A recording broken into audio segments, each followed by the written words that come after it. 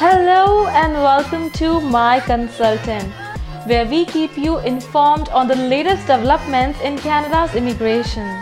In this episode, we will discuss major border updates at North Portal, then the exemption of medical examinations for applicants, and the need of winter clothing donations for refugees.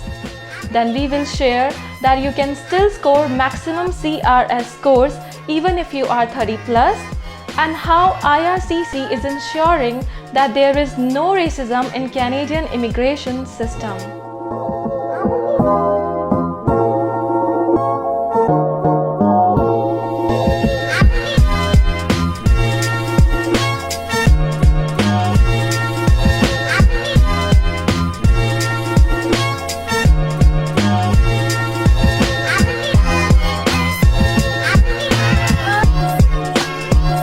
Artwork from local Indigenous artist Michael Lonechild has been unveiled and will be permanently displayed at the recently completed North Portal, Saskatchewan border. The North Portal port of entry will be open 24 hours and is located on a major trade route that links Saskatchewan to the American Midwest and the port of Charleston, South Carolina. The Canada Border Services Agency, the CBSA, has marked the completion of a multi-year infrastructure project at North Portal, Saskatchewan. The project has made significant improvements to the CBSA's port of entry facilities for the benefit of travelers, businesses, and border services officers.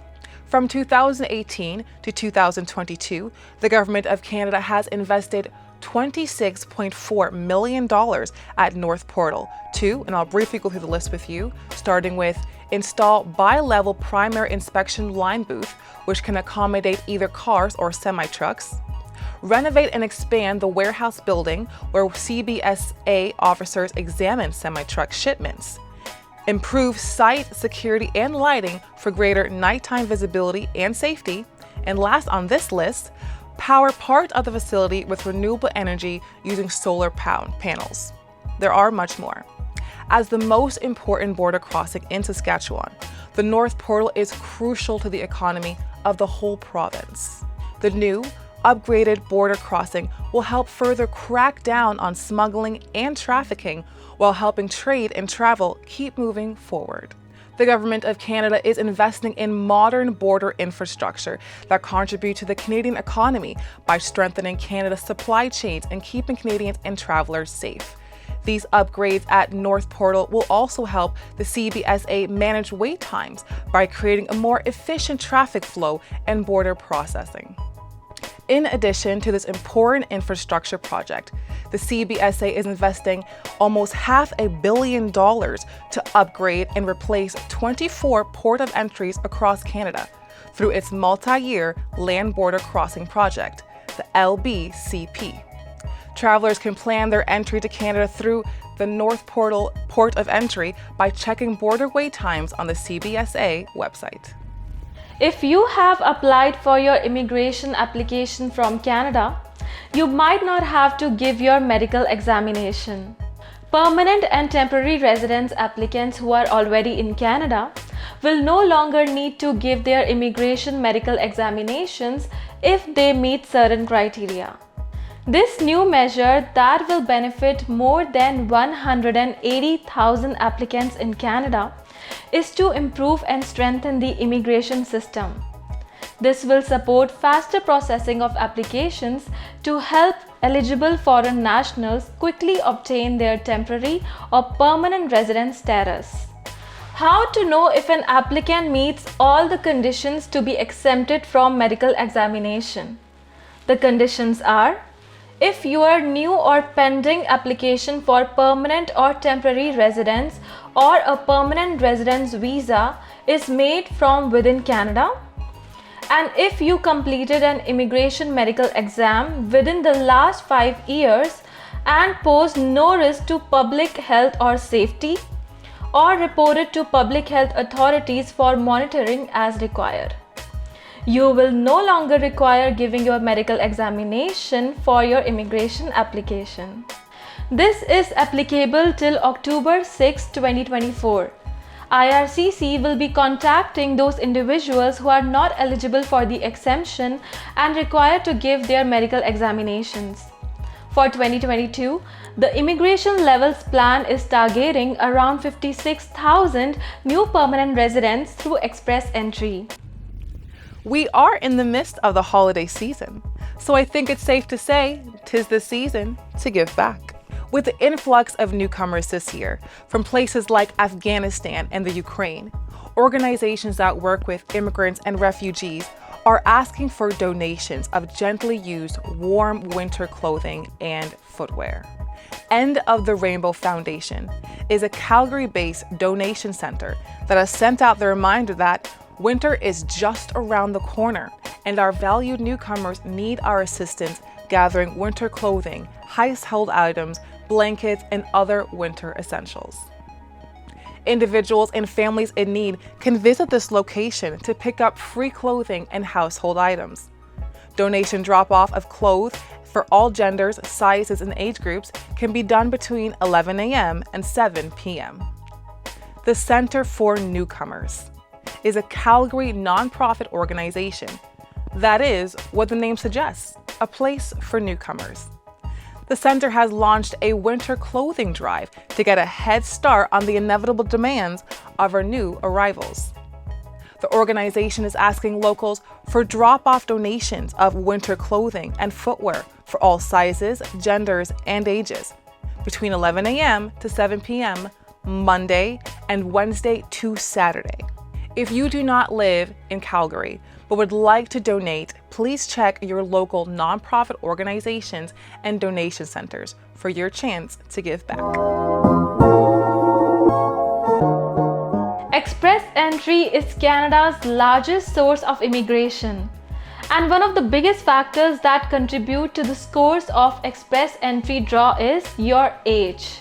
Age is just a number, but when it comes to Canada's immigration, age is what it takes to decide your eligibility.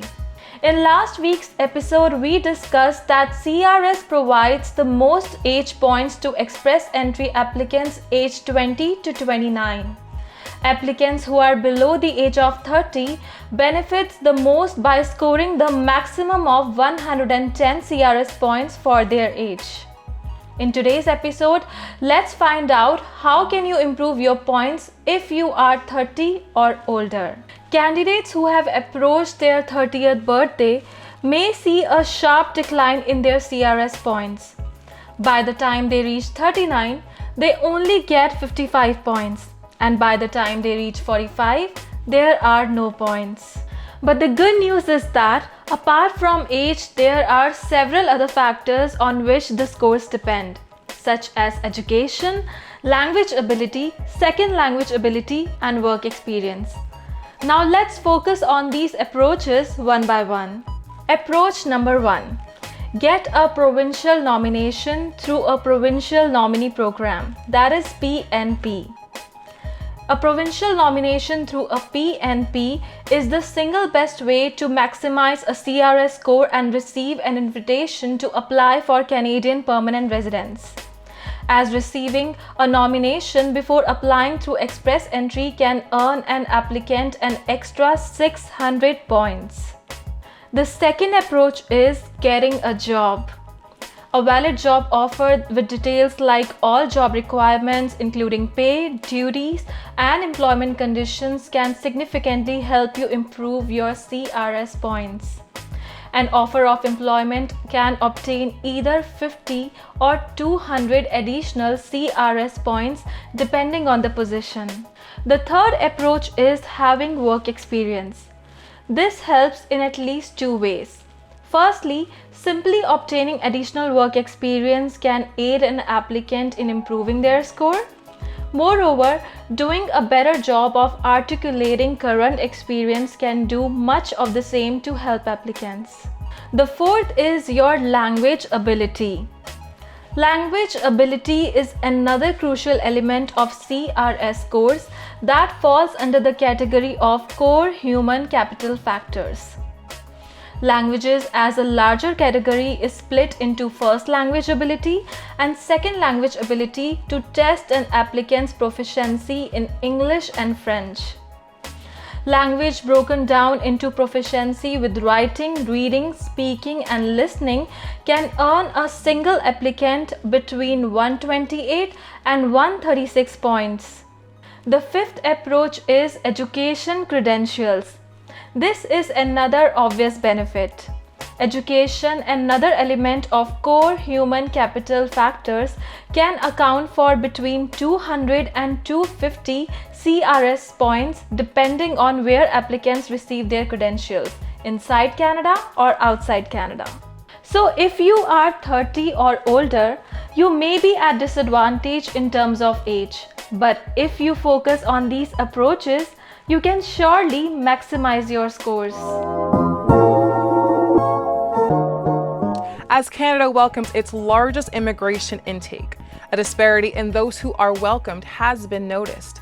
And now, more has to be done to ensure African students who have successfully qualified for admission to a Canadian institution do not face unfair selection criteria when applying for study permits.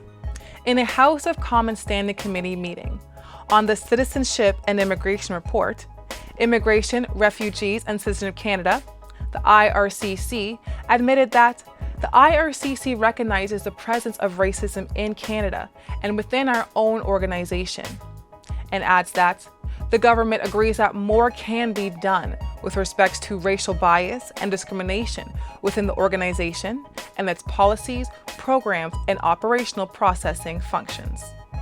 The House of Commons Standing Committee is tasked with examining the recruitment and acceptance rates of foreign students in Quebec and the rest of Canada. This includes Francophone students from African countries, which have the refusal rates of up to 80%. Those high refusal rates for African students, majority of whom are Black, have led to the allegations of systematic racism in Canada's immigration system.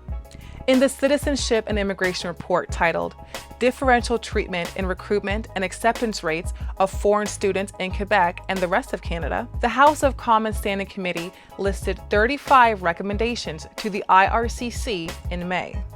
In response to these 35 recommendations, last month in late September, Ottawa openly admitted there is racism within Canadian immigration system and has vowed to fight it, stating that the government agrees either partially or in full with all of the recommendations under this theme and is looking into the possibility of creating an immigration ombudsman's office, but no official promise has been made. An ombudsman's office has the power to investigate and file complaints against otherwise influential organizations or high-ranking officials. The IRCC is also working on a database of desegregated data, including for international students, to support what it calls evidence-based policymaking. The desegregated data will allow the IRCC to better reveal and address the systematic biases, inequities, and differential outcomes experienced by diverse populations, such as, but not limited to, racialized groups, Indigenous persons, women, and persons with disabilities, while continuing to protect privacy as required under the Privacy Act. The number of international students in Canada is expected to grow by 17% to roughly 753,000 from 2022 to 2023. But the Standing Committee suggested immigration officials are not doing enough to encourage international students from Africa to come to Canada. The committee wants the IRCC to expand programs such as the SDS, Student Direct Stream, to specific African and French-speaking countries. Ottawa has vowed to do that. The committee has also recommended that Canada and Quebec work together to understand the rate of study permit refusals for Francophone African students destined for Quebec. In response, the IRCC and Quebec MIFI have already begun discussions to organize a working group on study permit applications that will launch this year. Thank you so much for joining us for this week's episode of My Consultant. Please hit the bell icon to subscribe to the My Consultant YouTube channel. For more information on the topics covered in this week's episode, please visit myconsultant.ca, where you can contact an authorized immigration and citizenship consultant. I'm Tashina Thompson. I'm Tina Batra, and we'll see you next week.